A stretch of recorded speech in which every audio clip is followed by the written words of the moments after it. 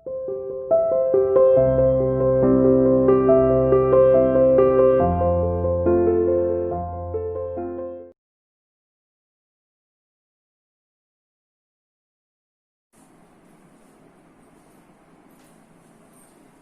Student, welcome to CR international online classes.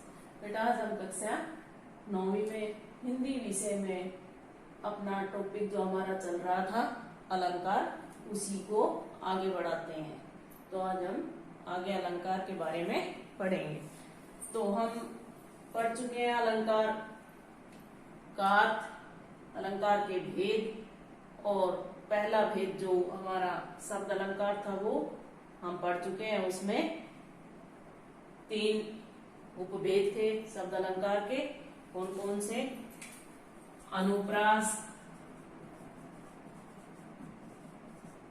यमक और सलेश। ये हम 3 पढ़ चुके हैं। आज हम पढ़ेंगे अर्थ अलंकार के भेद। ठीक है, अर्थ अलंकार हमने कल पढ़ लिया था। अलंकार क्या होता है? अर्थ अलंकार होता है जब अर्थ के कारण काव्य में चमत्कार उत्पन्न हो, तो वो क्या होता है? अर्थ अलंकार। ठीक है, अब हम पढ़ेंगे अर्थ अलंकार के उपभेद, जो हमने कल 5 पढ़े थे। डायग्राम भी बनाया था हमने, उसमें भी लिखा था। ठीक है, तो अब पहला हमारा होगा इसका उपमा अलंकार। क्या होगा पहला? उपमा अलंकार। उपमा देना यानी समानता करना, समान किसी वस्तु की दूसरी वस्तु से तुलना करना। ठीक है, वो क्या होता है? उपमा। उपमा शब्द का अर्थ है तुलना। क्या होगा उपमा शब्द का अर्थ? तुलना।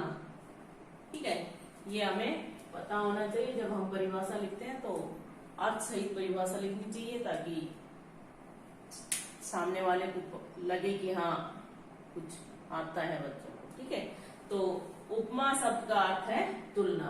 अब हम इसकी परिभाषा कैसे लिखेंगे? जब किसी वस्तु या व्यक्ति की विशेषता दर्शाने के लिए उसकी समानता किसी अन्य व्यक्ति या वस्तु से की जाती है, वहां उपमा अलंकार होता है। जैसे सीता का मुख चंद्रमा के समान सुंदर है। तो यहाँ किसकी तुलना की गई है? सीता के मुख की तुलना की गई है। और किससे की गई है? चंद्रमा से। ठीक है, तो ये क्या हुआ? इसमें उपमा अलंकार है। अब उपमा अलंकार के चाहिए कहिए कि उपमा अलंकार के अंग कह सकते हैं, या इसमें 4 बातें होती हैं जिनका हमें मतलब पता होना चाहिए। वो पूछा नहीं जाता है पेपर में अलग से, लेकिन फिर भी हमें पता तो होना ही चाहिए हर चीज का। तो इसलिए वो 4 बातें क्या क्या है? जब हम समानता या तुलना करेंगे तो उसके लिए क्या क्या चीजों की जरूरत होती है, तो वो हमें पता होनी चाहिए। जैसे भाई जब खेती करते हैं तो उसमें हमें पता होना चाहिए कि इसके लिए क्या क्या चीजें चाहिए। खाद चाहिए, बीज चाहिए, पानी चाहिए, मिट्टी चाहिए, ये सब चीजें होती है। तो ऐसे ही हमें इसका भी तुलना करने के लिए भी पता होना चाहिए। तो पहला होगा उपमेय, दूसरा उपमान, तीसरा वाचक शब्द, और चौथा होता है साधारण धर्म। अब हम इन चारों के बारे में समझेंगे आज। ठीक है, उपमा अलंकार पूरा पढ़ेंगे आज। इसके बारे में हम जैसे ये हमने इसका अर्थ पढ़ लिया, इसके बाद ये परिभाषा मान लीजिए इसको, और इसके अब जो 4 अंग होते हैं उनके बारे में भी पढ़ेंगे। ठीक है, फिर हम उपमा अलंकार के उदाहरण देखेंगे। तो अब सबसे पहले उपमेय। देखिए उपमेय क्या होता है?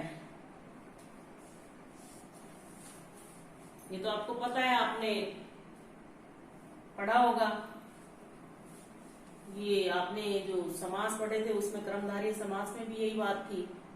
ठीक है, तो अब देखिए सबसे पहले उपमेय। उपमेय क्या होता है? जिस व्यक्ति या वस्तु की समानता की जाती है, यानी जिस व्यक्ति या वस्तु की, या फिर यूं कहिए कि जिस व्यक्ति या वस्तु की अन्य किसी व्यक्ति या वस्तु से तुलना की जाए, उसे हम क्या कहते हैं, उपमेय कहते हैं। जैसे मुख चंद्रमा के समान सुंदर है, तो किसका, सीता का मुख है, तो ये तुलना किसकी की गई, मुख की, किससे, चंद्रमा से। तो यहाँ उपमेय क्या हुआ, मुख। तो यहाँ हम लिख देंगे हमारा उपमेय मुख। ठीक है। अब उपमान देखिए, दूसरा क्या था हमारा, उपमान। जिस वस्तु से तुलना की जाती है ना, यानी उपमेय की जिस वस्तु से तुलना की जाती है वो क्या होता है, उपमान। तो उपमान हमारा क्या हुआ, यहाँ किससे की गई है मुख की तुलना, चंद्रमा से। तो ये हमारा उपमान क्या हुआ, चंद्रमा। अब तीसरा क्या है हमारा, वाचक शब्द। वाचक शब्द क्या होता है, जो शब्द समानता बताने वाले हो, यानी जिन शब्दों से उपमान उपमेय में जो समानता या उपमा का बोध कराते हैं, जो शब्द समानता बताते हैं या जो शब्द उपमान उपमेय में समानता बताते हैं, कैसे भी कह सकते हैं, वो होते हैं हमारे वाचक शब्द। तो इसमें वाचक शब्द क्या हुआ, समान, मुख, ये क्या होगा,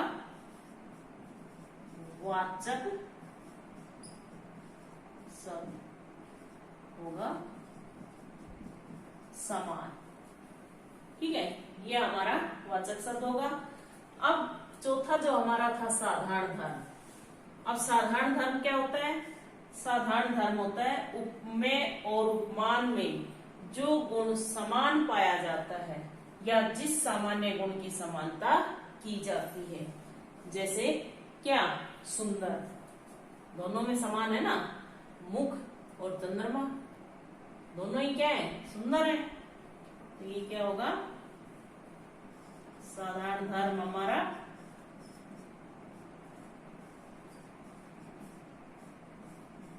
सुंदर है। समझ गए, इनके बारे में बस केवल समझना है, पढ़ना है, लिखना नहीं है, ये आपको अभी कहीं तो समझ लो ये।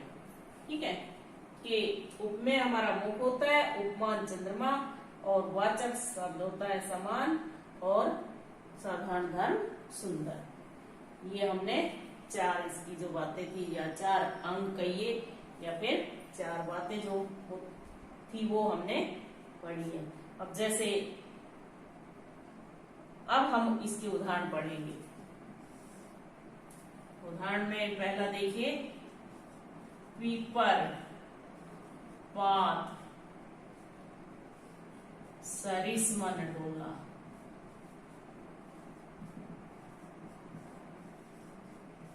ठीक है, ये किसका है, मन की तुलना किससे की गई है, पीपल के पत्ते से। पीपल का मतलब होता है पीपल, या पत्ता क्या है, मन क्या है, उपमेय। ठीक है, और ये किससे तुलना की गई है, पत्ते से, और ये क्या है, वाचक से। और दोनों ही क्या है, ये साधारण धर्म हो गया। ठीक है, ऐसे ही कमल, हाय फूल सी कोमल बच्ची, हाय फूल सी कोमल बच्ची।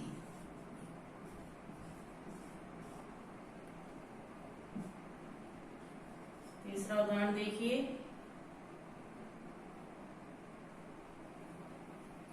मखमल के झूल पड़े हाथी सा टीला। मखमल के झूल पड़े हाथी सा टीला।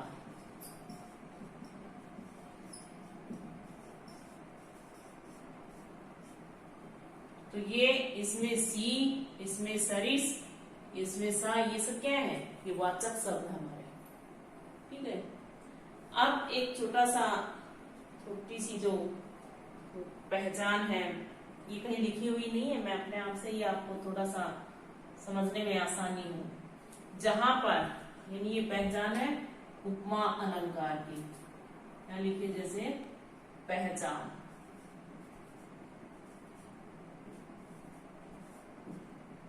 सा,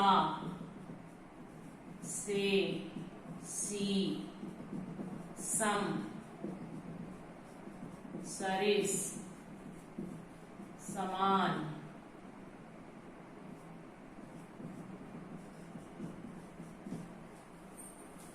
सदर्श, ऐसे शब्द आदि लिखो। जहां प्रयोग किए गए हो वहां उपमा अलंकार हो। जहां ये शब्द मिले कहीं भी काव्य पंक्ति में, वहां लगभग 99% उपमा अलंकार होगा। ठीक है, जैसे यह देखिए अरविंद से शिशु वृंद कैसे सो रहे हैं। तो ये जो अब अरविंद से,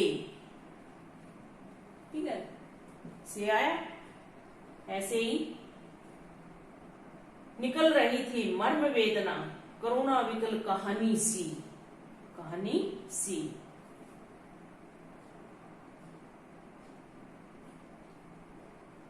मजबूत शिला सी दृढ़ छाती बरसा रहा रवि अनल भूतल तवासा जल रहा। ये सब क्या होंगे? उपमा अलंकार के उदाहरण होंगे। ठीक है, अब मैं आपको अभ्यास के लिए कुछ काव्य पंक्तियां दूंगी, वो करके देखना, जो ना आए वो पूछ लेना। ठीक है, ये जितनी अधिक से अधिक आप काव्य पंक्तियां पढ़ोगे, किसी भी किताब में से, किसी भी ग्रामर की किताब में से उठा के पढ़ लो, तो वही जितना अधिक पढ़ेंगे उतना ही अधिक। जैसे मैथ में आप जितनी अधिक प्रैक्टिस करोगे उतना ही आपका साथ होता चला जाएगा। ऐसे ही आप हिंदी में भी जितना अधिक काव्य पंक्तियां जितनी पढ़ोगे उतना ही आपको स्पष्ट होता चला जाएगा। ठीक है, तो आज इतना ही बहुत है। एक ही अलंकार पढ़ेंगे आज हम। तो आज हमने पढ़ा है अर्थ अलंकार का जो भेद है, पहला उपमा अलंकार वो हमने पढ़ा है। उपमा अलंकार का अर्थ पढ़ा, उपमा अलंकार की परिभाषा, फिर उपमा अलंकार के जो अंग हैं वो पढ़े हमने, उपमेय, उपमान, वाचक शब्द और साधारण अर्थ। फिर उनके बारे में पढ़ा, उपमेय क्या होता है, उपमान क्या होता है, वाचक शब्द क्या होता है, साधारण अर्थ क्या होता है। इसी उदाहरण के माध्यम से हमने इसको समझ लिया। उसके बाद हमने उपमा अलंकार के उदाहरण पढ़े हैं। ठीक है, और इसी का प्रैक्टिस कर लेना, जो ना आए वो पूछ लेना। मैं आपको थोड़े से कुछ एक काव्य पंक्तियां आपको भेजूंगी असाइनमेंट में, और वो अपने आप से करनी है, चीटिंग नहीं करनी है, ईमानदारी से अपने आप से समझ के करनी है। ठीक है, ओके, बाय।